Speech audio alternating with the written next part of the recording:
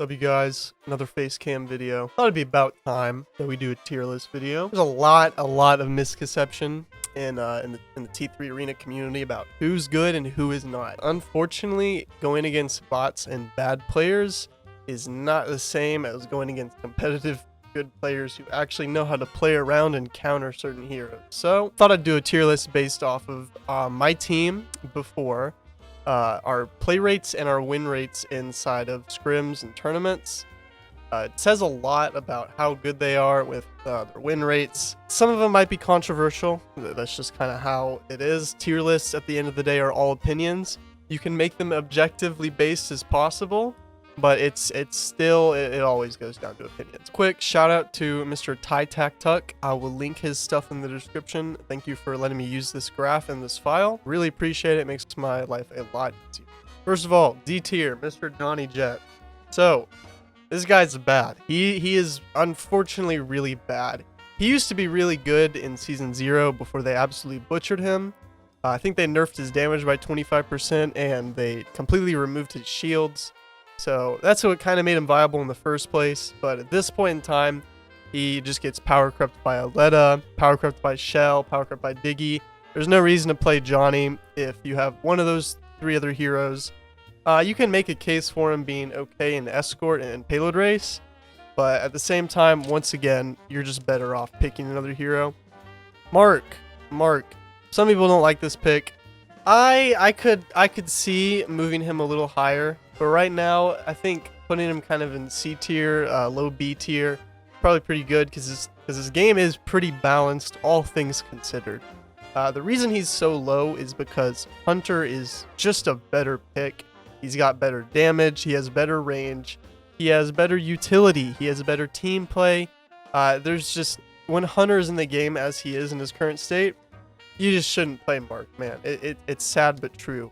Now we have Victor here. All right, Victor. A little bit below Mark. Once again, you could make an argument for putting him higher because he has some extreme viability and certain maps, but fortunately, flexibility is a very important thing in this tier list. So Victor, he gets countered by one little thing. It's called the high ground. You literally just walk on some stairs, he can't reach you, and there's nothing he can do except run and hide. There are moments where Victor will shine. He has some really good counters, especially against things like Jabali, but he is more map dependent than anything. There's high ground on the map. It's usually not going to be good for Victor. Next we have Labula, woohoo, also around the same tier as Victor and Mark.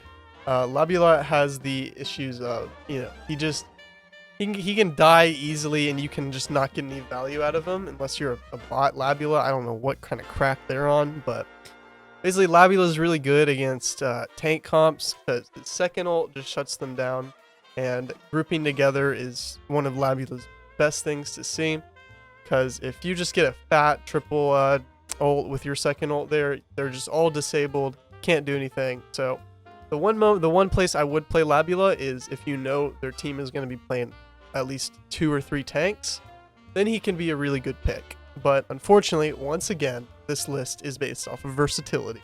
Next we have Diggy. Some people, Diggy is weird because she's not been played in comp too much, which leads me to believe that she's not great. She has the same roles as Shell and Aleta, but she doesn't do them as well.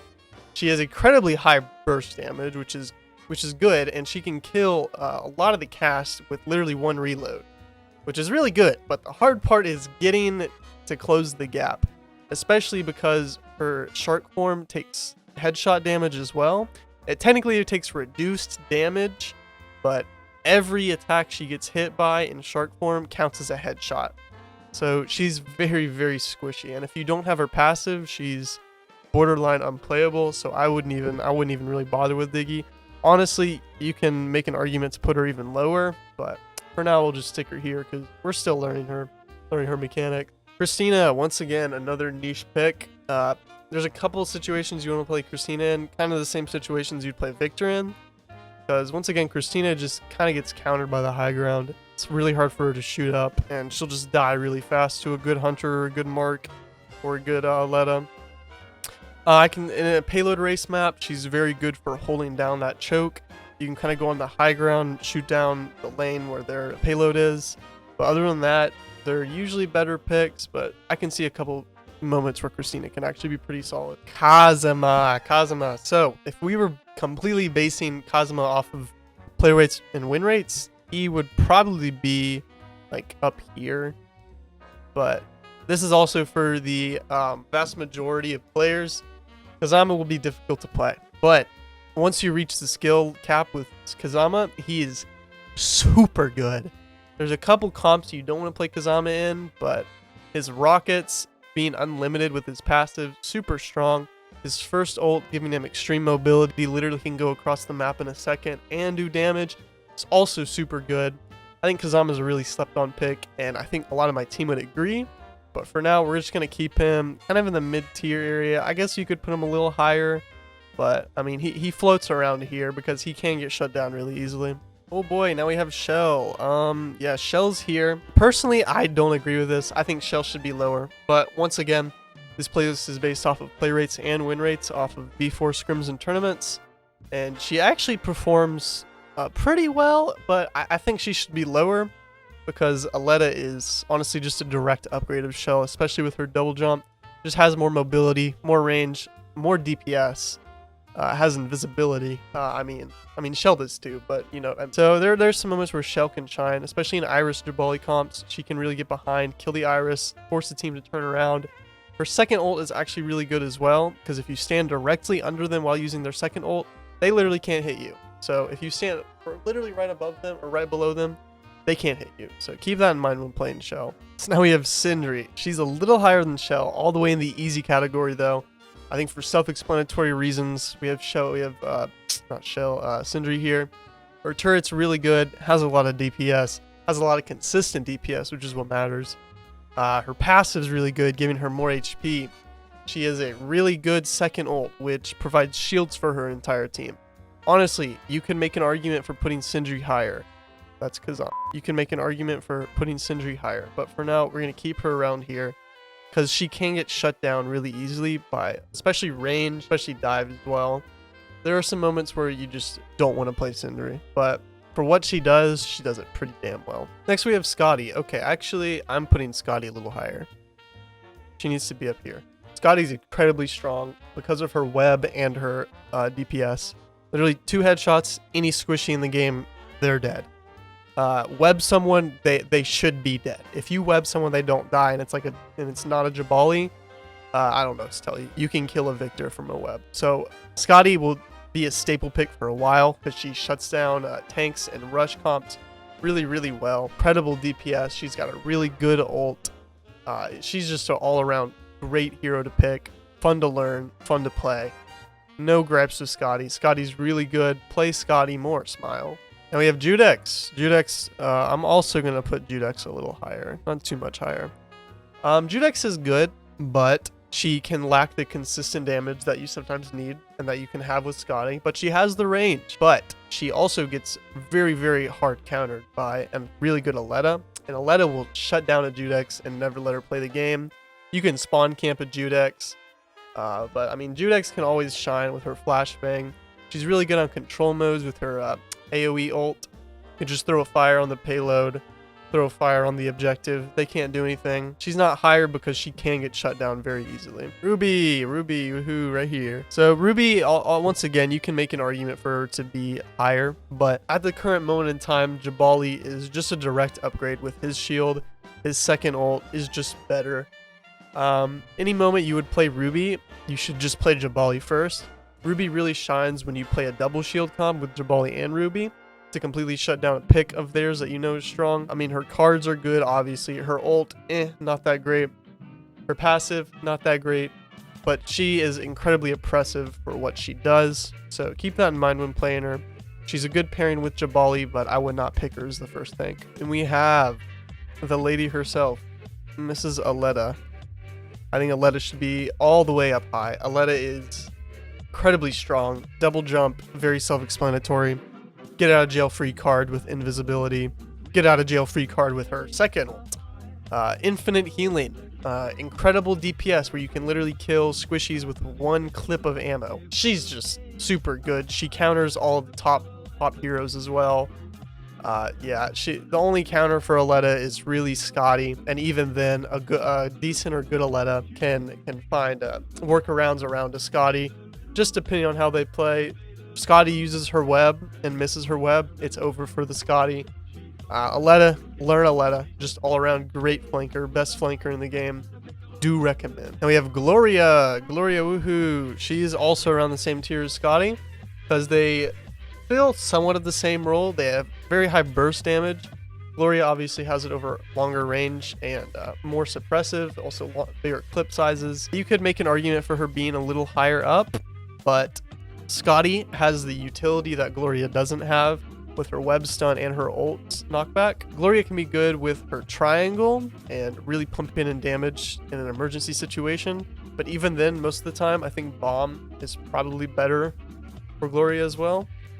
Also, wall peeking with Gloria is extremely oppressive, but I'm not even going to count that in her main kit because it's obviously not an intended feature in the game. So yeah, Gloria, strong A tier. Okay, now we're really getting into the strong characters. These are the top 5 characters in the game, and my opinion and my clan's opinion, we got Iris here. Iris is the only healer in the game, and I think that enough justifies her enough being at the top of the tier.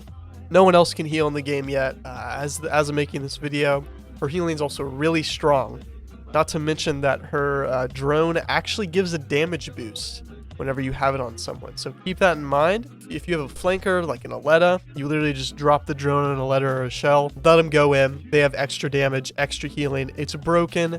Enough said about Iris. Play her more. She also enables tank comps like Jabali, Victor, Jabali, Ruby. Iris is really strong. We have big boy Jabali. Yeah, honestly, I would put Jabali a little higher as well. Jabali's the best tank in the game because of his shield and his second ult. Honestly, his first ult's really strong as well. Can just wipe out pretty much anybody you choose. He's just good. I don't know what else to put about it. Literally, you can push any comp with Jabali unless they have specifically shield breaking comps. His passive gives everyone extra damage, including himself. His second ult literally lets you push up for free. Even if they're not shooting the shield in the second ult, he can literally just walk forward and there's nothing you can do. Play Jabali. He'll probably get nerfed soon, just a heads up. Now we have the best DPS in the game. My boy Hunter here. Hunter is also kind of self-explanatory in my opinion. He kind of provides the same role as Gloria does, except he just does it better. He has similar range to Gloria. He has speed hacks. He has wall hacks. He has a knockback ability. He gets his wall hacks back every time he gets a kill. He has cool skin. I could go on with Mr. Hunter here. He's just a really, really overtuned hero right now. Yeah, he's just good. I don't know what else to say, man. Now on the opposite side of the difficulty spectrum, we have Hua Ling here. Wow. Hua Ling, at first she was kind of down here, but as people started to learn to play her, she slowly rose up, and she has kind of replaced Ossas in a lot of situations. Even though you can make an argument that Ossas is better because of his hit scan and longer range. That being said, Hua Ling, first ult, her blast hero is incredibly strong. Kill whoever you want on the map for free. She does not need to have shields in this. I think that's a really incredible oversight, and I think they need to remove it as soon as they can. Hua Ling is super good, being able to one-shot almost anyone across the map and two-shot every tank in the game. Very, very, very strong.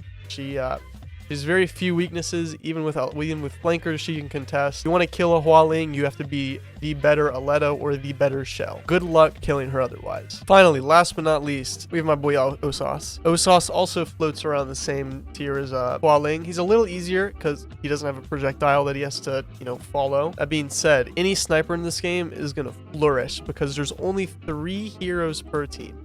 One pick is literally 33% of the team dead. Both snipers will always be good in this game unless they get butchered and nerfed into the ground like Johnny Jet. Keep that in mind. Learn the snipers if you want to play comp, especially if you're a DPS player. You will by far find the most value out of doing that. So these are just my thoughts. Feel free to disagree with them. These are not obviously my thoughts alone. This is a lot of B4's reflection and what we think is the strongest heroes in the game. And if you're looking to go competitive or play in tourneys, I strongly recommend you learn at least these top 6. That being Jabali, Hunter, Iris, Aleta, Ossas, Hua Ling. Learn them at least. Also Skadi. Need to learn Skadi. These 7 heroes right here will be the staples of T3 Arena, I think, competitive for a long time. I tried going in depth as I can, but you know, there's only so much I can really do. You know, the scene's still growing and developing as we speak. There are tournaments going on as I'm making this video. So who knows how things will advance and develop in the future. But as of now, what is today? June 25th. As of today, June 25th, 2022, this is the competitive tier list. Thank you guys for watching. Let me know your thoughts in the comments. Any disagreements, agreements, anything, I would love to hear it. Much love to everyone. Thanks for watching. Bye-bye.